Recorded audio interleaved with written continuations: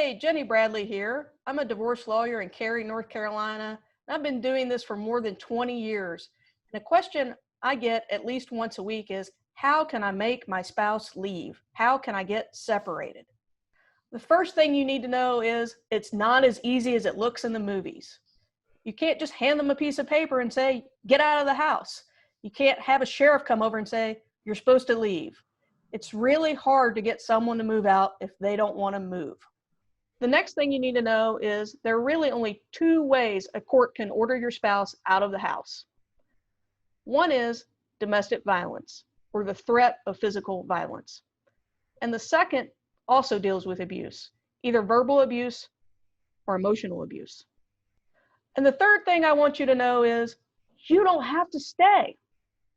Look, I know that it makes more sense for you to stay in the home if you're the one raising the children, or maybe if you're the one paying the bills.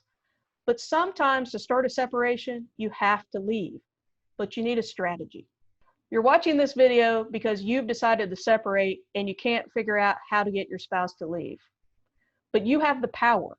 You have the power to take action on your decision and start the separation process yourself. If you'd like to do that with a strategy and make smart decisions about separating, please give us a call.